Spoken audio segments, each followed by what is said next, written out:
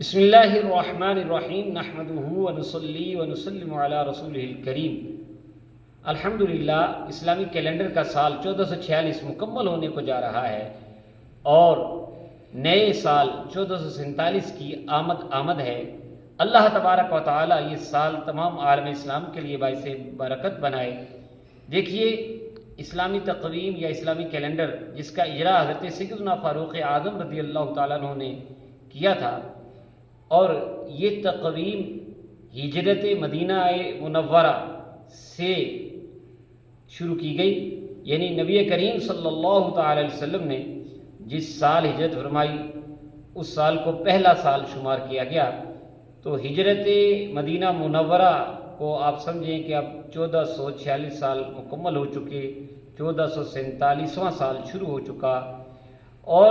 حضرت سیدنا فاروق اعظم رضی اللہ تعالیٰ عنہ جنہوں نے کہ اسلامی تقویم اسلامی کیلنڈر کا اجرا کیا، اتفاق یہ ہے کہ آپ کا جو یوم شہادت ہے وہ یکم محرم کو منایا جاتا ہے، یعنی نئے سال کا آغاز جب ہوتا ہے تو اس کا پہلا دن حضرت سیدنا فاروق اعظم رضی اللہ تعالیٰ عنہ کے ذکر شہادت سے روشن ہوتا ہے، کیونکہ ذوالحجہ کے آخر میں آپ پر حملہ کیا گیا اور اسی کی وجہ سے آپ کی شہادت ہوئی، اور مشہور روایت کے مطابق یکم محرم کو آپ کا یوم شہادت ہے۔ محرم الحرام سے اس سال کا آغاز ہوتا ہے، جسے آپ ہجری، قمری یا اسلامی سال کہتے ہیں، اور محرم کا لفظی معنی ہی بتاتا ہے کہ یہ حرمتوں والا مہینہ ہے، برکتوں والا مہینہ ہے۔ اور آپ یاد رکھیں کہ اللہ تبارک و تعالی نے ہمیں اس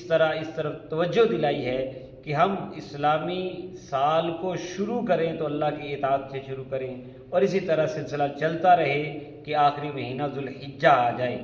کیونکہ محرم اللہ کا مہینہ ہے۔ دیکھیے مسلم شریف کی روایت 1163 میں نبی کریم صلی اللہ تعالی علیہ وسلم نے ارشاد فرمایا، افضل الصیام بعد رمضان شہر اللہ المحرم، رمضان کے بعد سب سے زیادہ فضیلت والے روزے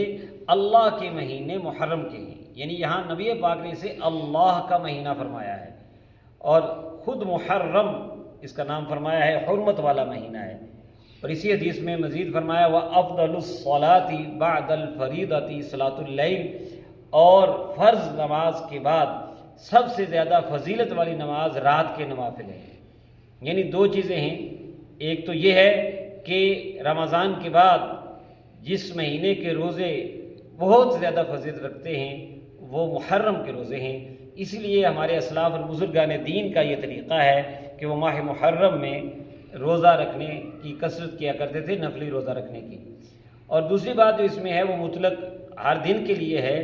کہ سب سے افضل تو فرض نماز ہے، وہ ہمیں پڑھنی چاہیے، اور اس کے بعد جو نماز نفلی نمازوں میں سے سب سے افضل ہے وہ رات کے نوافل ہیں۔ تو بہرحال محرم کے مہینے کو نبی کریم صلی اللہ تعالی علیہ وسلم نے اللہ کا مہینہ بھی فرمایا، حرمت والا بھی فرمایا، اور اس کے روزوں کی فضیلت بھی بتائی۔ اللہ تعالیٰ سے دعا ہے کہ اللہ تعالیٰ اس مہینے کا ہمیں احترام کرنے کی توفیق عطا فرمائے، اور خاص کر اس کے ساتھ نسبت ہے شہادت سیدنا فاروق اعظم رضی اللہ تعالیٰ عنہ کو، اور شہادت امام علی مقام رضی اللہ تعالیٰ عنہ اور شہدائے کربلا، ان کا بھی ذکر اس مہینے میں خاص کر کیا جاتا ہے۔ تو ان ہستیوں کے ساتھ ہمارا تعلق مضبوط ہونا چاہیے۔ ہم صحابہ کرام رضوان اللہ تعالی علیہم اجمعین کا بھی ذکر بڑے ادب سے اس مہینے میں کریں، اور حضرت سیدنا امام علی مقام امام حسین رضی اللہ تعالیٰ عنہ اور ان کے رفقا شہدائے کربلا رضوان اللہ تعالی علیہم اجمعین کا ذکر بھی ادب سے اور صحیح عقائد و نظریات کے مطابق کریں اور برکت حاصل کریں۔